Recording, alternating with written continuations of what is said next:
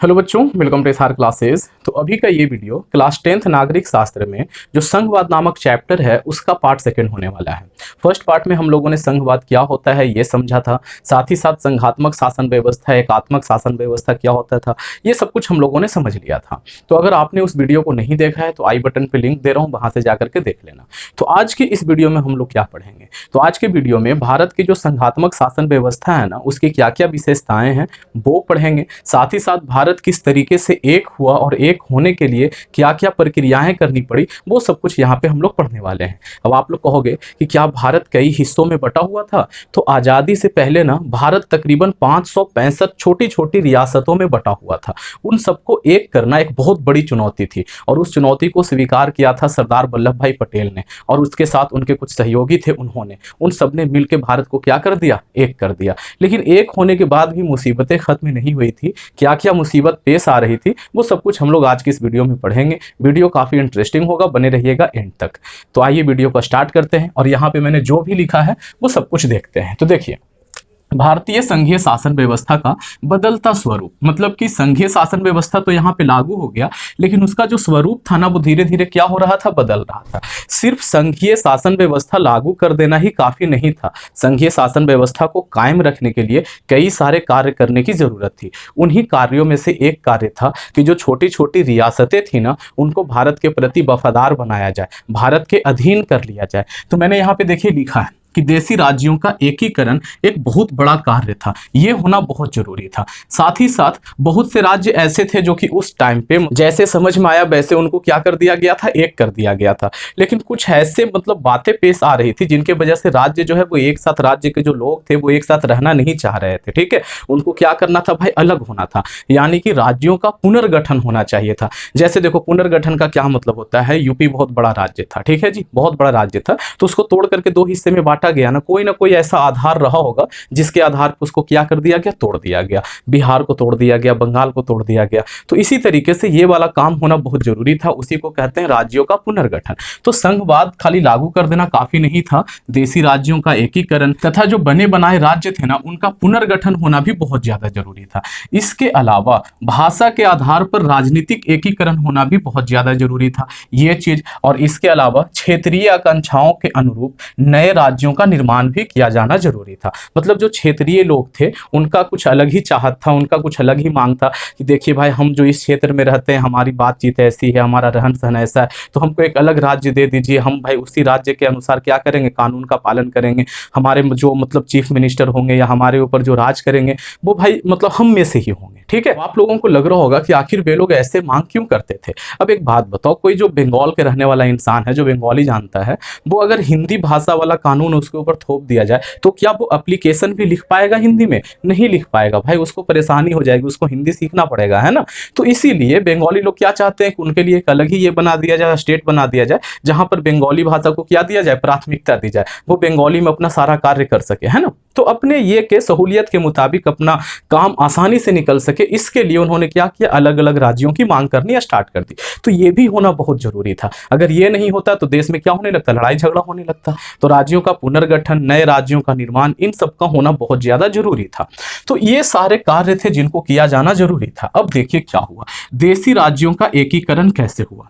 तो देखिए, मैंने यहाँ पे लिखा है कि आजादी से पहले भारत में तकरीबन 565 छोटे छोटे देशी राज्य थे, जिनको मिलाना एक बहुत बड़ी कठिनाई का कार्य था। लेकिन इस कठिनाई को किसने स्वीकार किया था, सरदार वल्लभ भाई पटेल ने। और उनके साथ कौन थे जी, बीपी मेनन जी थे, और साथ ही साथ माउंटबेटन भी थे। इन्होंने क्या किया, पूरी ईमानदारी से कार्य किया और पूरे को क्या कर दिया, एक में मिला दिया। ठीक है बच्चों, लेकिन कुछ ऐसे हिस्से भी बच गए थे जहां पर कुछ विदेशी शक्तियां आज भी काबिज थी, आजादी के बाद भी। वो चीज आप लोगों को याद रखना है। जैसे फ्रांसीसी लोग कहां पे थे, तो चंद्रनगर, पांडिचेरी और ये जो कराईकल है, साथ ही साथ यनाम है, इन सब में फ्रांसीसी राज्य चल रहा था। इसके अलावा पुर्तगाली भी बसे हुए थे।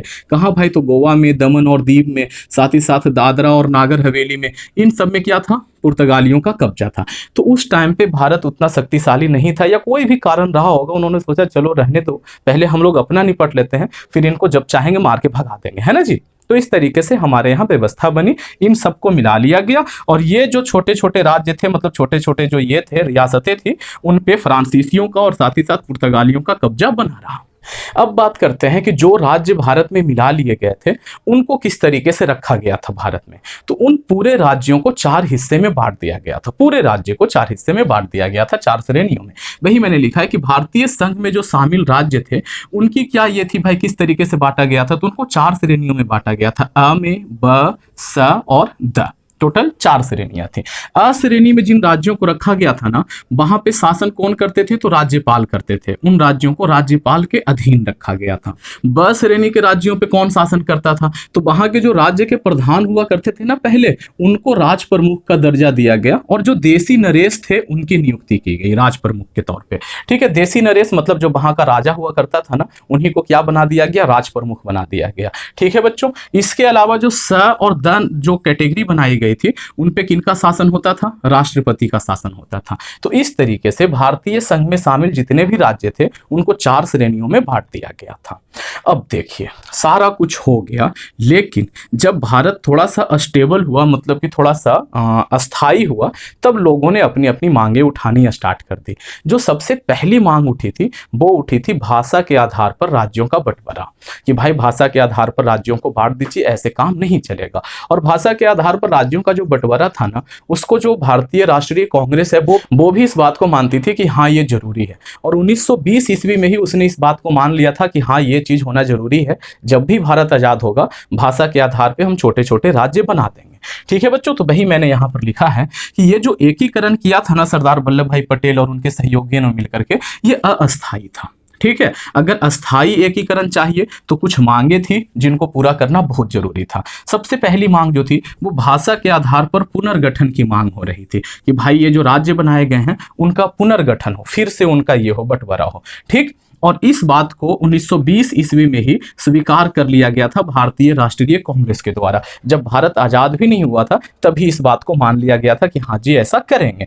अच्छा जी, तो इसके प्रयास आरंभ हो गए कि चलिए जी पुनर्गठन किया जाए। तो प्रयास आरंभ हुए तो समय समय पर कई आयोग और समितियां बनी, जो कि ये इसलिए बनी थी कि इनको क्या कर दिया जाए, बांट दिया जाए भाषा के आधार पर, लेकिन सही से बट नहीं पा रहा था, दिक्कत आ रही थी। तो फाइनली जाकर के 1953 ईस्वी में फजल अली की अध्यक्षता में एक राज्य पुनर्गठन आयोग बना, और इसी आयोग के द्वारा जो भी चीजें मतलब पुनर्गठन होनी थी वो धीरे धीरे पुनर्गठन होने लगा, और भारत के जितने भी राज्य थे उनको 2 हिस्से में बांट दिया गया।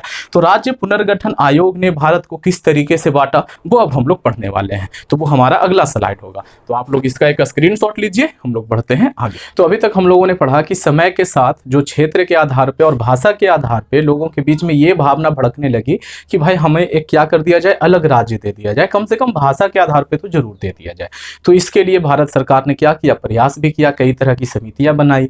तो फाइनली एक समिति बनी थी फजल अली के ये में अध्यक्षता में, तो उसने क्या किया था 1953 ईस्वी में, वो हम लोग इस स्लाइड में पढ़ने वाले हैं। तो देखिए मैंने यहाँ पर लिखा है कि राज्य पुनर्गठन आयोग जिसका की स्थापना हुई थी 1953 ईस्वी में फजल अली की अध्यक्षता में, उसने कई तरह की सिफारिशें पेश की, और जो पहली सिफारिश पेश की थी उसमें यह कहा था कि अभी तक जो 4 श्रेणी बने हुए हैं ना, ये 4 श्रेणी को हटा करके केवल 2 श्रेणी रखा जाए, सिर्फ 2 श्रेणी ही रखा जाए, 4 श्रेणी की कोई जरूरत नहीं है। उसने पहले श्रेणी को राज्य कहा और दूसरे श्रेणी को संघीय क्षेत्र कहा। संघीय क्षेत्र जिसे आज हम लोग क्या कहते हैं, केंद्र शासित प्रदेश कहते हैं। ठीक है, तो इसी टाइम से राज्य का कंसेप्ट हमारे सामने आ गया। ठीक है बच्चों, तो क्या हुआ भाई, तो 1956 ईस्वी में 14 राज्य बनाए गए और 6 संघीय क्षेत्र बनाए गए इसके सिफारिश के आधार पे। ठीक, लेकिन फिर भी समस्या बनी रही, समस्या पूर्ण रूप से समाप्त नहीं हुई। लोग अभी भी भाषा के आधार पे कह रहे थे कि हमें अलग राज्य दिया जाए, क्योंकि 14 राज्य बनाने से भी काम बना नहीं था, काम चल नहीं रहा था, क्योंकि भारत बहुत बड़ा देश है भाई, बहुत बड़ा देश है ना। सिर्फ 14 में बंटवारे से ऐसा थोड़े हो सकता है कि सभी की इच्छाएं पूरी हो जाए, तो समस्या बनी रही। तो इसी को दूर करने के लिए, समस्या को दूर करने के लिए 1960 ईस्वी से कदम उठाए जाने लगे। सबसे पहला कदम क्या उठाया गया भाई, तो बंबई जो है वो पहले एक राज्य बनाया गया था, तो बंबई राज्य को तोड़ दिया गया 1960 ईस्वी में। बहुत इंपॉर्टेंट है ये बच्चों, ठीक है जी। और इसे तोड़कर 2 नए राज्य बनाए गए, एक को गुजरात कहा गया, दूसरे को महाराष्ट्र कहा गया। तो गुजरात और महाराष्ट्र कब बने थे, 1960 ईस्वी में बने थे। इसी बीच जब ये सब हो रहा था, उसी बीच जो मतलब वैसा भूखंड जिस पे विदेशी लोग अभी भी कब्जा जमा करके बैठे हुए थे भारत में, उनको मतलब भगा दिया गया, उन सारे क्षेत्रों को अपने अधिकार में ले लिया गया। ठीक, तो हुआ क्या भाई, तो गोवा, दमन दीप, पांडिचेरी, दादर नागर और साथ ही साथ और भी जो क्षेत्र थे ना जो कि विदेशियों के कब्जे में थे, उनसे छीन लिया गया, भारत में मिला लिया गया और इन सबको संघीय क्षेत्र के अंदर रखा गया। यह घटना कब हुई? 1961 ईस्वी में हुई थी।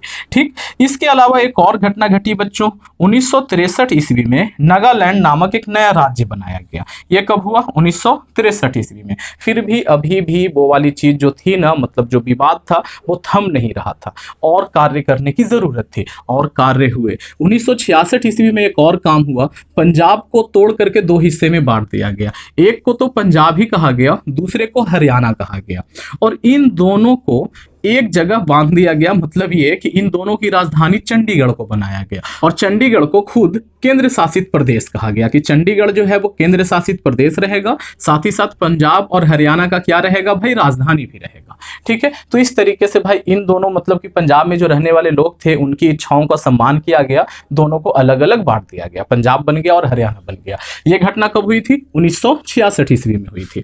इसके अलावा असम को भी क्या कर दिया भाई? 1970 ईस्वी में दो हिस्से में बांट दिया गया।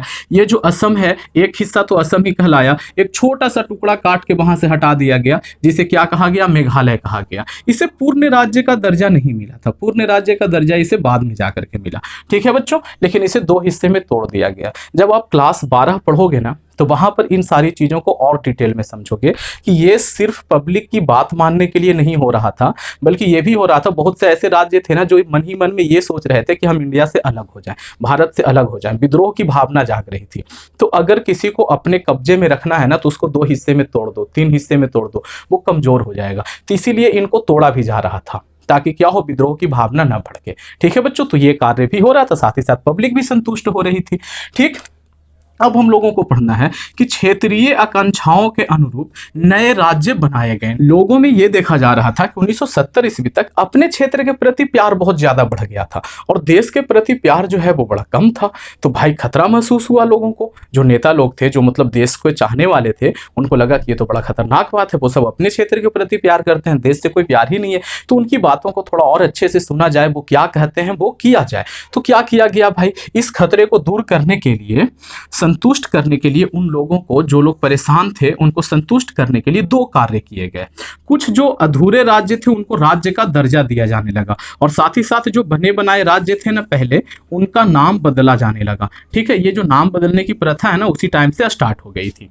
अब देखिए क्या हुआ भाई, तो हिमाचल प्रदेश, मणिपुर, त्रिपुरा, मेघालय, इन सबको पूर्ण राज्य का दर्जा दिया गया कि भाई तुम अब पूर्ण राज्य हो। ठीक है, अब यहाँ पे पूरा पूरा जो भी एक राज्य में होता है वो सब कुछ होगा, केंद्र शासित नहीं रहेगा। इसके अलावा मिजोरम, अरुणाचल प्रदेश, इन सबको नए संघीय क्षेत्र के रूप में यह कहा गया कि भाई आज से तुम नए संघीय क्षेत्र हो। इसके अलावा और क्या हुआ, तो 1969 ईस्वी में मद्रास का नाम बदल करके तमिलनाडु किया गया। तमिल बोलने वालों को बड़ा पसंद आया कि हाँ भाई हमारे नाम के ऊपर क्या है, एक प्रदेश बना दिया गया। इसके अलावा 1973 ईस्वी में ये जो मैसूर हुआ करता था, जहां का टीपू सुल्तान शासक था, उसका नाम बदल करके कर्नाटक कर दिया गया।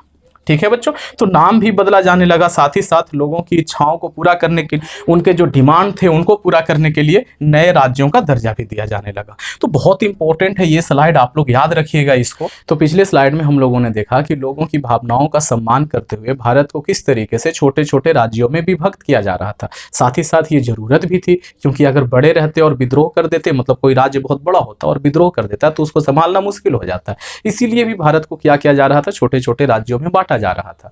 तो वहां पर जो बांटने का सिलसिला स्टार्ट हुआ था वो अभी रुका नहीं था। हम लोग और पढ़ेंगे कि और किसको क्या क्या किया गया, कौन से क्षेत्र को कैसे बांटा गया, ये सब कुछ पढ़ेंगे। तो देखिए मैंने यहाँ पे लिखा है कि 1975 ईस्वी में जो सिक्किम था ना, वो क्या बना, देश का 22वां नया राज्य बना। 1975 ईस्वी में सिक्किम जो है वो 22वां राज्य बना। 1987 ईस्वी में मिजोरम को, जो केंद्र शासित प्रदेश हुआ करता था, राज्य का दर्जा दे दिया गया 1987 ईस्वी में। इसी तरीके से कुछ समय के बाद अरुणाचल प्रदेश भी क्या बन गया भाई, राज्य बन गया। इसके अलावा 1987 ईस्वी में गोवा को भी राज्य का दर्जा दे दिया गया। गोवा के साथ जो दमन दीप, दादरा नागर हवेली, ये सब जो था, उन सबको अभी भी केंद्र शासित प्रदेश ही रखा गया, लेकिन गोवा को क्या बना दिया गया, एक नया राज्य बना दिया गया।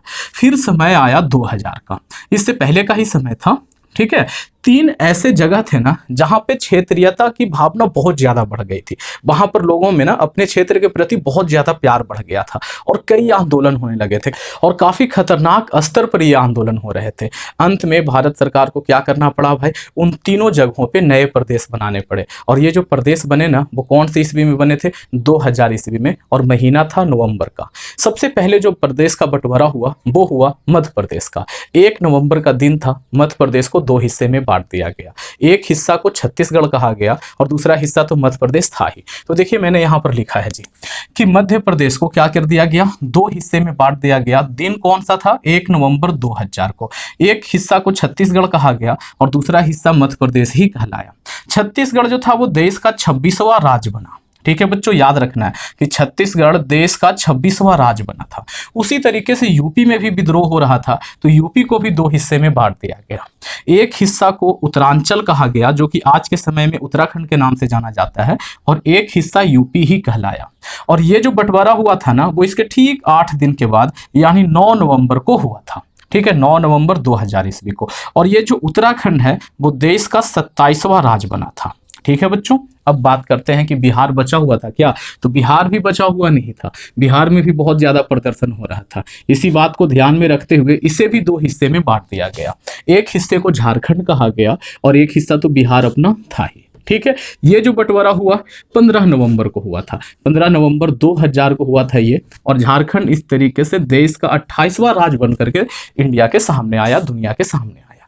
तो इस तरीके से 3 और नए राज्य बन गए और टोटल जो भारत में राज्यों की संख्या पहुंच गई वो कितनी पहुंच गई, 28 पहुंच गई। तो इस बंटवारे के बाद कुछ समय तक जो अपना इंडिया है वो अस्थायी रहा, लेकिन उसके बाद फिर से एक राज्य का बंटवारा हुआ है। आप लोगों को कमेंट करके बताना है कि वो बंटवारा कौन सा है। ठीक है बच्चों, आपको उसका नाम बताना है। अब बात करते हैं कि भारत की जो भाषा नीति थी वो कैसी थी, किस भाषा को यहाँ पे मान्यता दी गई। तो देखिए, अगर भारत चाहता, यहाँ पे हिंदी बोलने वाले ज्यादा हैं, तो चाहता तो भारत को क्या बना सकता था, हिंदी भाषी राज्य बना सकता था, हिंदी भाषी देश बना सकता था। लेकिन फिर श्रीलंका वाली बात हो जाती है। जैसे श्रीलंका में सिंहली भाषा को प्राथमिकता दी गई, बाकी सभी भाषा को कहा कि इसको छोड़ दो, सिर्फ सिंहली बोलेंगे। भारत अगर वैसा करता तो भारत का हाल भी श्रीलंका के जैसा ही होता, विद्रोह होने लगता है ना। तो भारत ने काफी लचीला रुख अपनाया। हाँ, हिंदी को राजभाषा बनाया, लेकिन हिंदी के अलावा 21 ऐसे भाषा थे जो बहुत ज्यादा बोले जाते थे। तो भारत ने कहा कि इन सबको भी मान्यता दी जाती है। इन सब भाषा में अगर इंसान चाहे तो बोल सकता है, लिख सकता है, पढ़ सकता है। तो बोलने को तो बोल ही सकता है, लिखने पढ़ने की बात कहाँ से आई। तो सिविल सर्विसेज का जो एग्जाम होता है ना, जैसे यूपीएससी हुआ, बीपीएससी हुआ, है ना, यूपीपीएससी हुआ, तो ये सारे जो एग्जाम हैं वो इन 21 भाषाओं में से आप जिसमें चाहे दे सकते हैं। टोटल मिला के 22 है, हिंदी मिला करके कितना है जी, 22 है। ठीक है, तो आप जिस भाषा में भी चाहें उस भाषा में एग्जाम दे सकते हैं। तो ऐसा नहीं होगा कि आपसे ये कहा जाए कि आपने ये कौन सी भाषा में लिख दी है, आपकी कॉपी चेक नहीं होगी, ऐसा नहीं हो सकता। ठीक है बच्चों, तो वही मैंने यहाँ पे लिख रखा है कि हिंदी को क्या किया गया, राजभाषा बनाया गया। और उससे पहले जो लाइन लिखा है वो इंपॉर्टेंट है, सभी भाषाओं को सम्मान दिया गया। ठीक है बच्चे, हिंदी के अलावा 21 अन्य भाषाओं को मान्यता मिली, आप जिसमें चाहे पेपर लिख सकते हैं। इसके अलावा जो राजकीय कामकाज है, सरकारी कामकाज जो है, उसमें अंग्रेजी को भी क्या किया गया, मान्य किया गया कि अंग्रेजी में भी कामकाज हो सकता है। ठीक है बच्चों, तो ये भी एक बहुत इंपॉर्टेंट चीज है कि अंग्रेजों ने हम पे शासन किया, फिर भी हमने मतलब अच्छाई के लिए, अपने देश के भले के लिए उसकी भाषा को मान्यता दे रखी है कि सरकारी कामकाज में इंग्लिश चलता रहेगा, कोई दिक्कत नहीं है। तो उम्मीद करता हूं कि आज मैंने जो कुछ भी पढ़ाया है आप लोगों को समझ में आया होगा। आपको कैसा लगा ये वीडियो कमेंट करके जरूर बताएं, मुझे मोटिवेशन मिलता है। अच्छा लगा है तो इसे एक लाइक करें, दोस्तों में शेयर करें, और इसी तरीके के और वीडियोज चाहते हैं तो चैनल को सब्सक्राइब भी कर सकते हैं। Thank you, thanks for watching. बने रहिए SR क्लास के साथ।